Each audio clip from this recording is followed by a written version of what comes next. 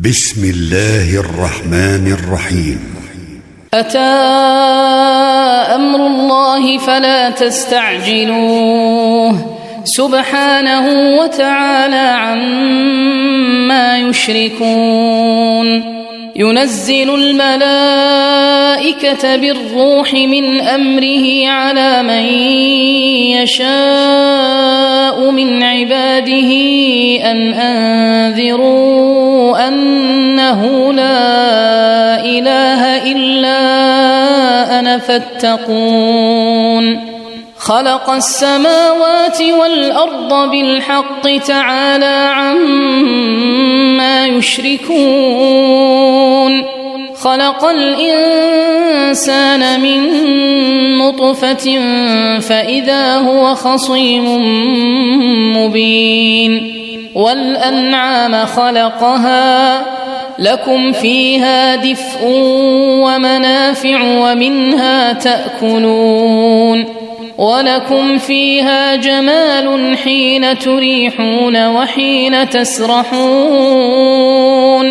وتحمل أثقالكم إلى بلد لم تكونوا بالغيه إلا بشق الأنفس إن ربكم لرؤوف رحيم. والخيل والبغال والحمير لتركبوها وزينة ويخلق ما لا تعلمون. وعلى الله قصد السبيل ومنها جائر ولو شاء لهداكم أجمعين. هو الذي أنزل من السماء ماء لكم منه شراب ومنه شجر فيه تسيمون. ينبت لكم به الزرع والزيتون والنخيل والأعناب ومن كل الثمرات إن في ذلك لآية لقوم يتفكرون. وسخر لكم الليل والنهار والشمس والقمر والنجوم مسخرات بأمره إن في ذلك لآيات لقوم يعقلون. وما ذرأ لكم في الأرض مختلفا ألوانه إن في ذلك لآية لقوم يذكرون. وهو الذي سخر البحر لتأكلوا منه لحما طريا وتستخرجوا منه حلية تلبسونها وترى الفلك مواخر فيه ولتبتغوا من فضله ولعلكم تشكرون. وألقى في الأرض رواسي أن تميد بكم وأنهارا وسبلا لعلكم تهتدون. وعلامات وبالنجم هم يهتدون. أفمن يخلق كمن لا يخلق أفلا تذكرون. وإن تعدوا نعمة الله لا تحصوها إن الله لغفور رحيم. والله يعلم ما تسرون وما تعلنون. والذين يدعون من دون الله لا يخلقون شيئا وهم يخلقون. أموات غير أحياء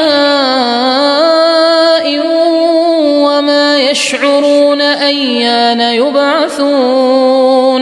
إلهكم إله واحد فالذين لا يؤمنون بالآخرة قلوبهم منكرة وهم مستكبرون لا جرم أن الله يعلم ما يسرون وما يعلنون إنه لا يحب المستكبرين وإذا قيل لهم ماذا أنزل ربكم قالوا أساطير الأولين ليحملوا أوزارهم كاملة يوم القيامة ومن أوزار الذين يضلونهم بغير علم ألا ساء ما يزرون قد مكر الذين من قبلهم فأتى الله بنيانهم من القواعد فخر عليهم السقف من فوقهم وأتاهم العذاب من حيث لا يشعرون ثم يوم القيامة يخزيهم ويقول أين شركائي الذين كنتم تشاقون فيهم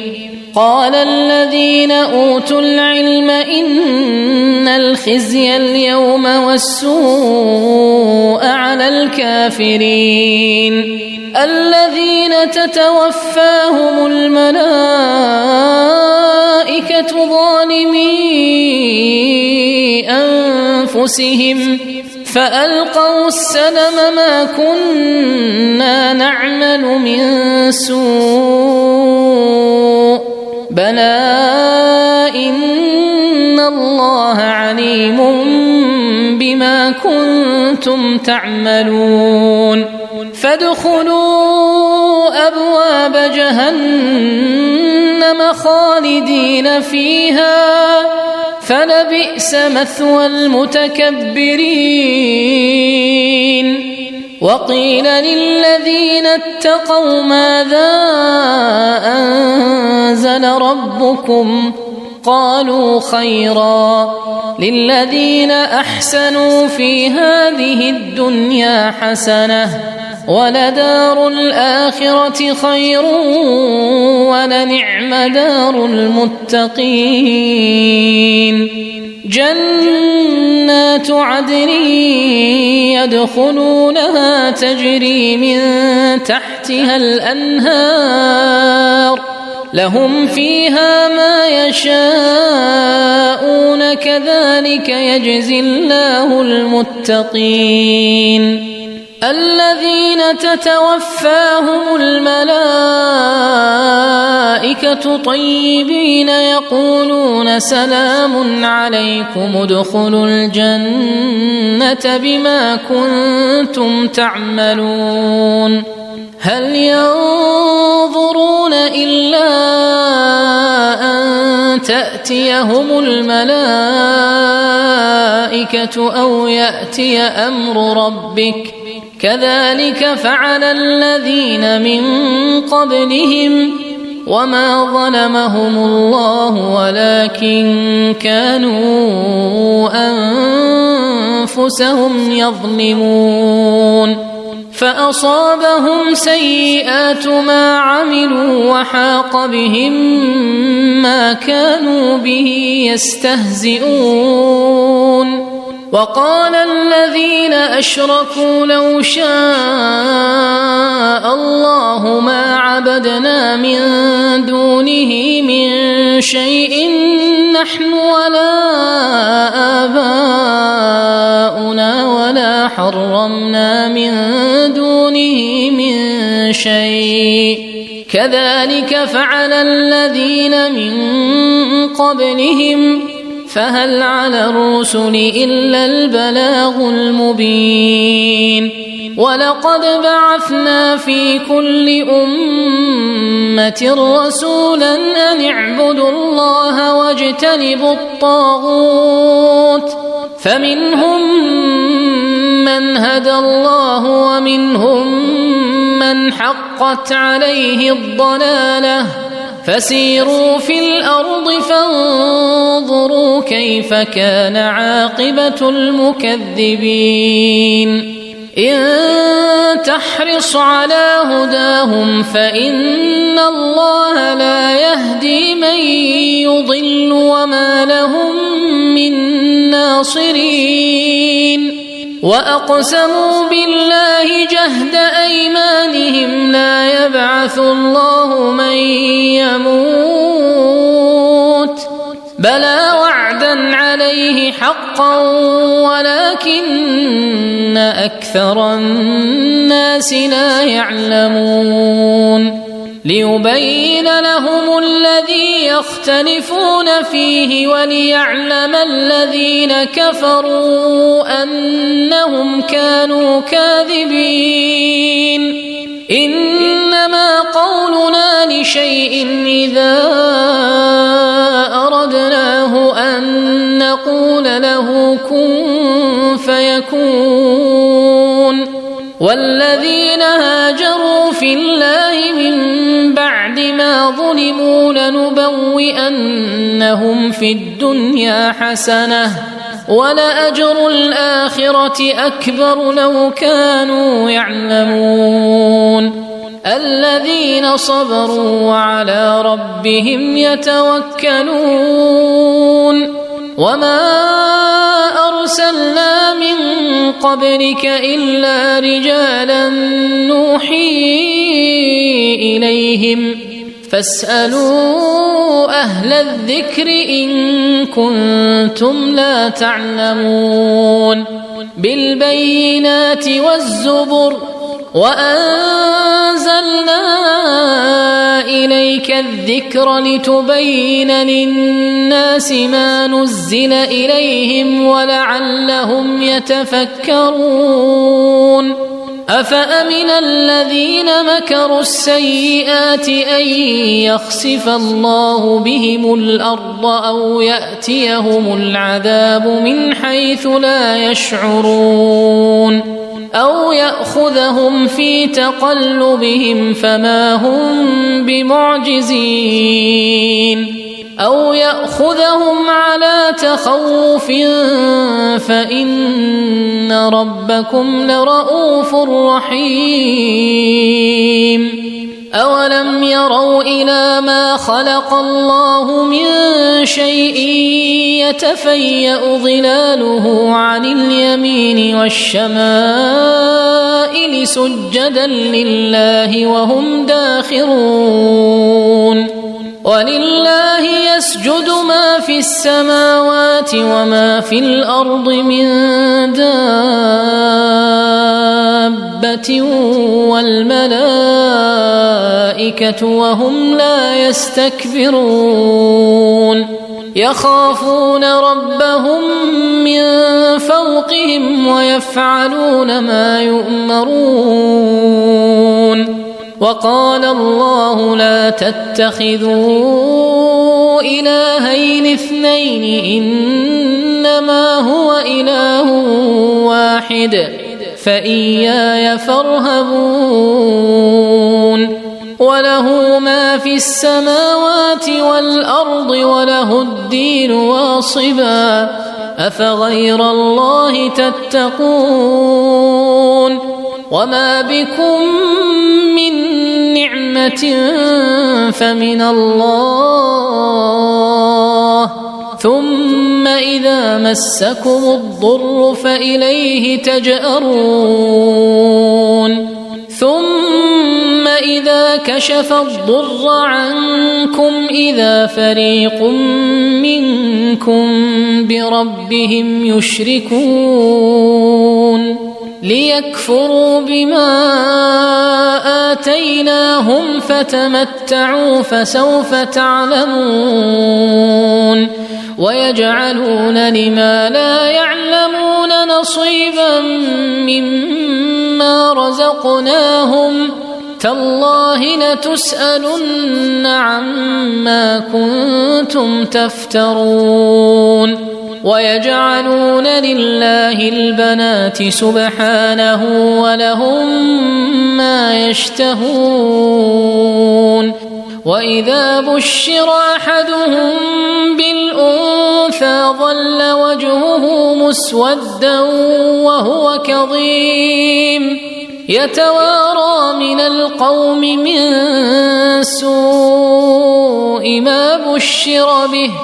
أيمسكه على هون أم يدسه في التراب ألا ساء ما يحكمون للذين لا يؤمنون بالآخرة مثل السوء ولله المثل الأعلى وهو العزيز الحكيم ولو يؤاخذ الله الناس بظلمهم ما ترك عليها من دابة ولكن يؤخرهم إلى أجل مسمى فإذا جاء أجلهم لا يستأخرون ساعة ولا يستقدمون ويجعلون لله ما يكرهون وتصف ألسنتهم الكذب أن لهم الحسنى لا جرم أن لهم النار وأنهم مفرطون تالله لقد أرسلنا إلى من قبلك فزين لهم الشيطان أعمالهم فهو وليهم اليوم ولهم عذاب أليم وما أنزلنا عليك الكتاب إلا لتبين لهم الذي اختلفوا فيه وهدى ورحمة لقوم يؤمنون والله أنزل من السماء ماء فأحيا به الأرض بعد موتها إن في ذلك لآية لقوم يسمعون وإن لكم في الأنعام لعبرة نسقيكم مما في بطونه من بين فرث ودم لبنا خالصا سائغا للشاربين ومن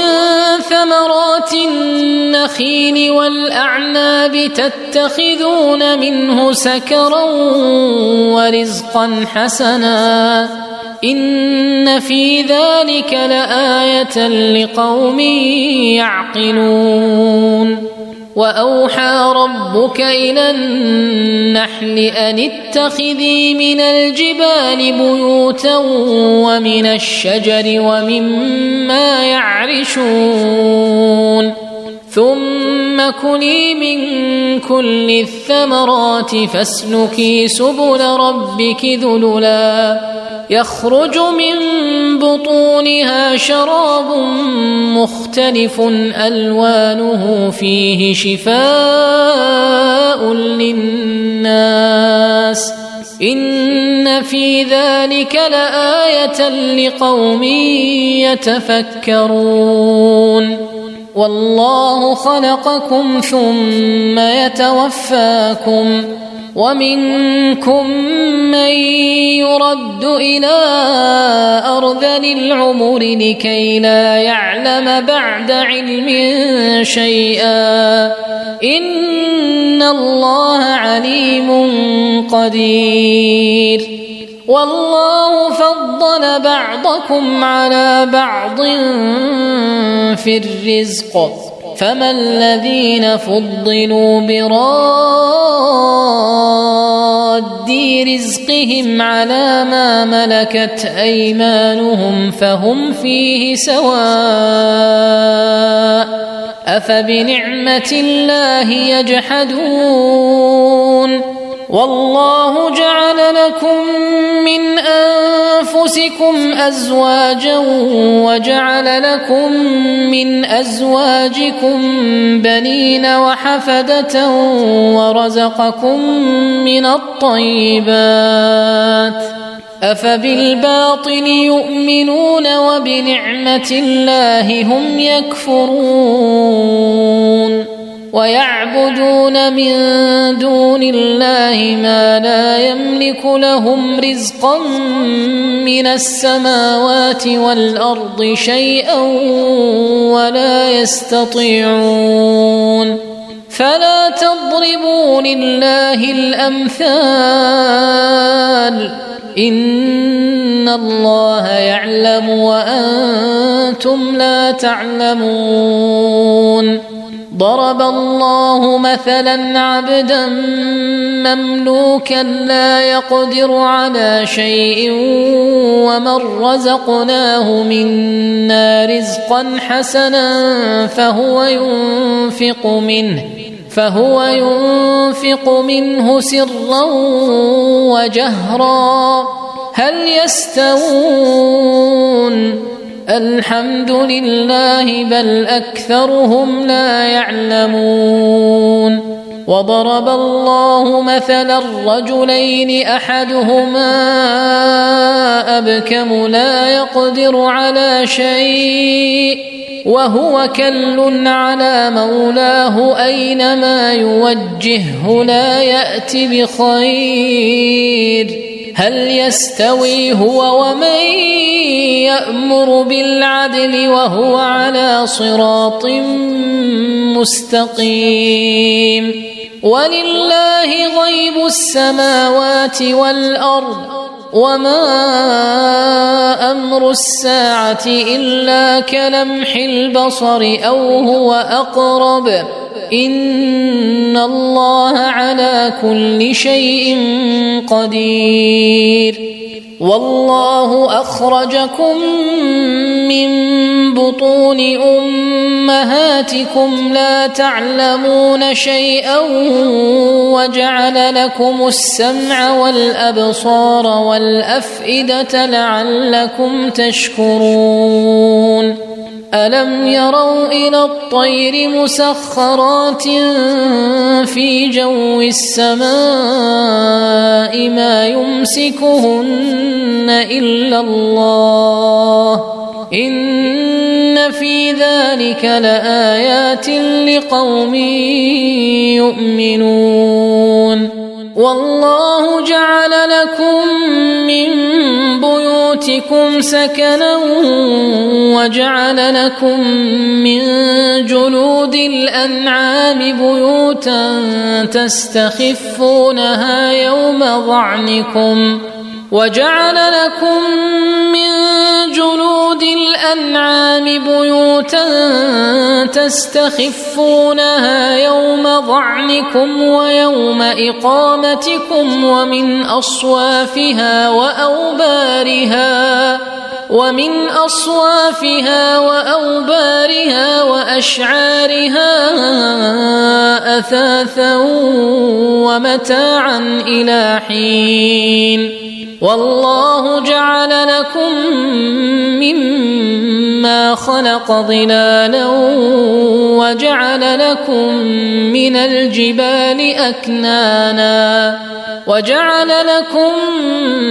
الجبال أكنانا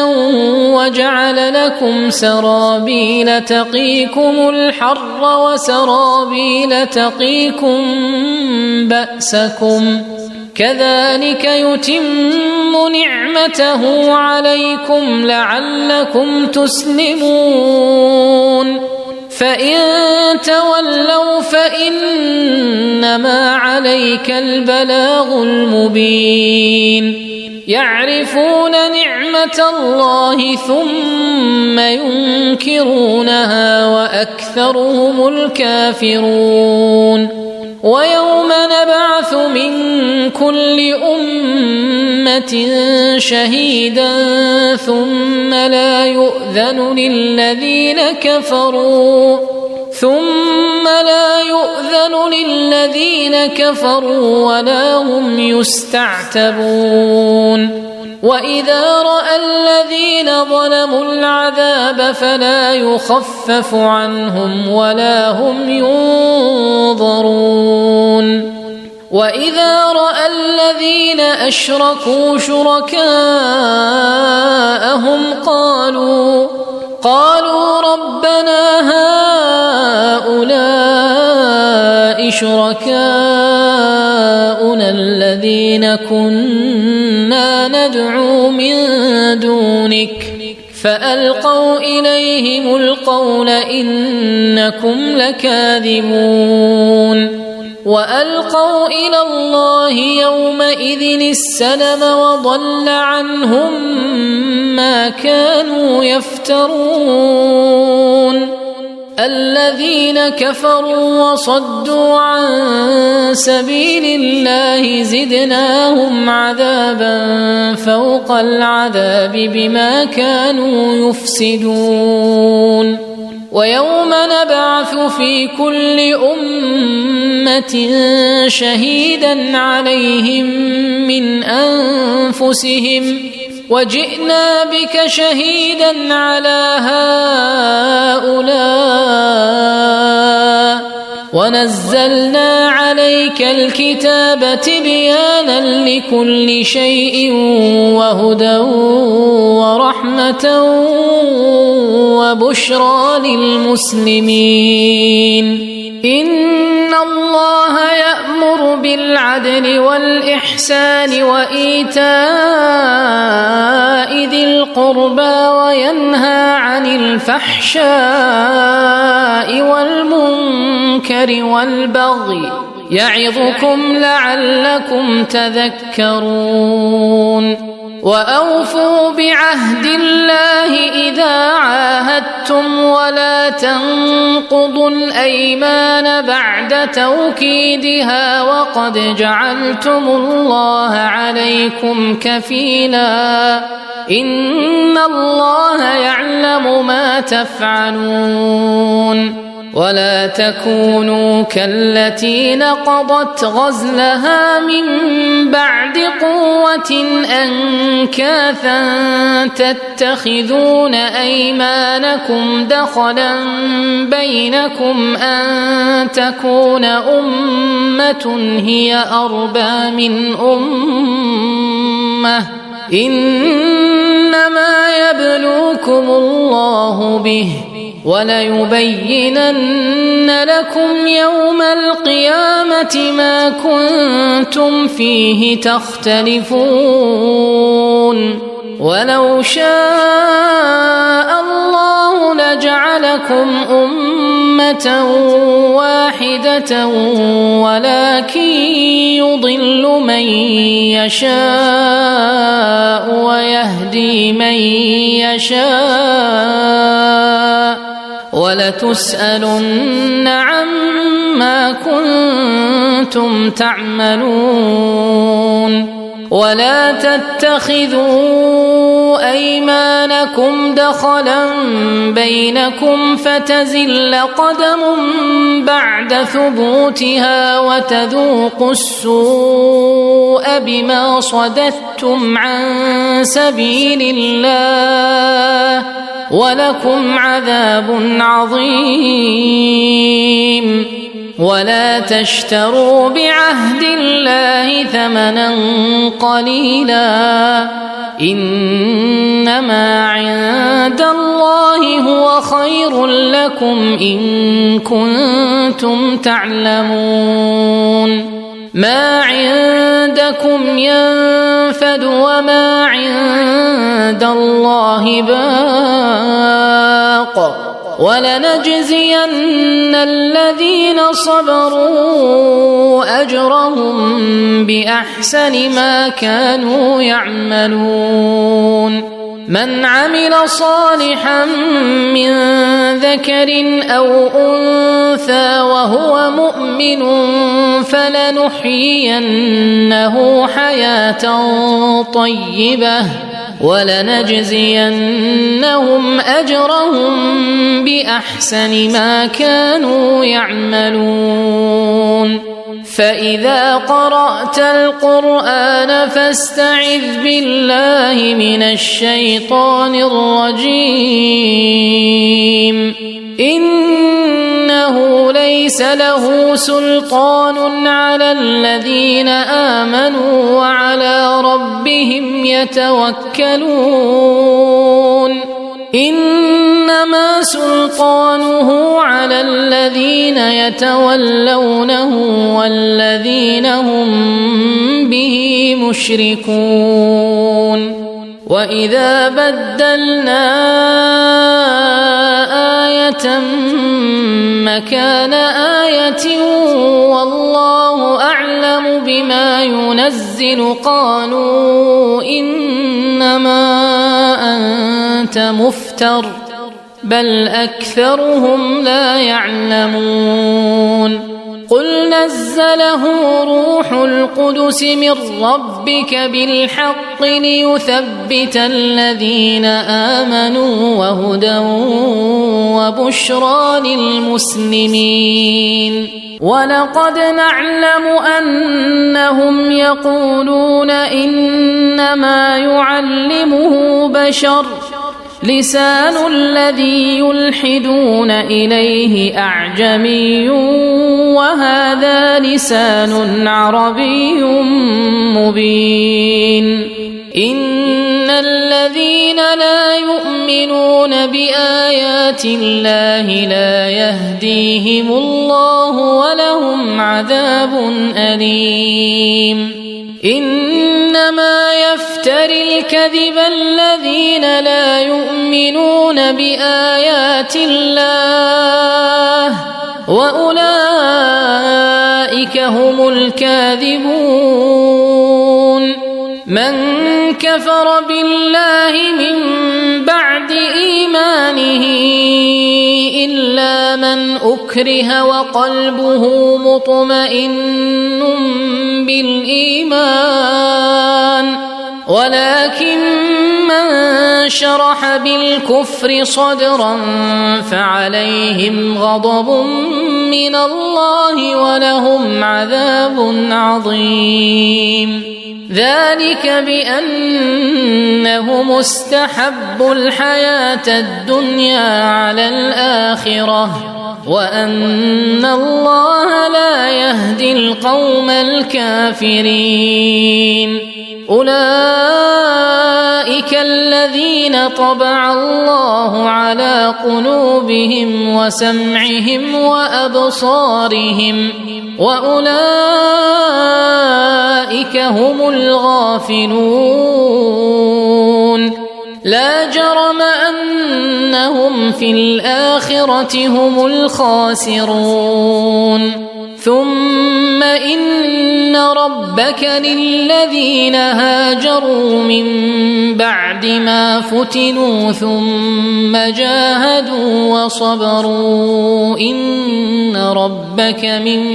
بعدها لغفور رحيم يوم تأتي كل نفس تجادل عن نفسها وتوفى كل نفس ما عملت وهم لا يظلمون وضرب الله مثلا قرية كانت آمنة مطمئنة يأتيها رزقها رغدا من كل مكان فكفرت بأنعم الله فأذاقها الله لباس الجوع والخوف بما كانوا يصنعون ولقد جاءهم رسول منهم فكذبوه فأخذهم العذاب وهم ظالمون فكلوا مما رزقكم الله حلالا طيبا واشكروا نعمة الله إن كنتم إياه تعبدون إنما حرم عليكم الميتة والدم ولحم الخنزير وما أهل لغير الله به فمن اضطر غير باغ ولا عاد فإن الله غفور رحيم ولا تقولوا لما تصف ألسنتكم الكذب هذا حلال وهذا حرام لتفتروا على الله الكذب إن الذين يفترون على الله الكذب لا يفلحون متاع قليل ولهم عذاب أليم وعلى الذين هادوا حرمنا ما قصصنا عليك من قبل وما ظلمناهم ولكن كانوا أنفسهم يظلمون ثم إن ربك للذين عملوا السوء بجهالة ثم تابوا من بعد ذلك وأصلحوا إن ربك من بعدها لغفور رحيم إن إبراهيم كان أمة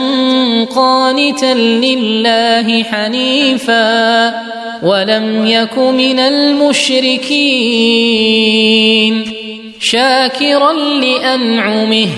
اجتباه وهداه إلى صراط مستقيم وآتيناه في الدنيا حسنة وإنه في الآخرة لمن الصالحين ثم أوحينا إليك أن اتبع ملة إبراهيم حنيفا وما كان من المشركين إنما جعل السبت على الذين اختلفوا فيه وإن ربك ليحكم بينهم يوم القيامة فيما كانوا فيه يختلفون ادع إلى سبيل ربك بالحكمة والموعظة الحسنة وجادلهم بالتي هي أحسن إن ربك هو أعلم بمن ضل عن سبيله وهو أعلم بالمهتدين وإن عاقبتم فعاقبوا بمثل ما عوقبتم به ولئن صبرتم لهو خير للصابرين واصبر وما صبرك إلا بالله ولا تحزن عليهم ولا تك في ضيق مما يمكرون إن الله مع الذين اتقوا والذين هم محسنون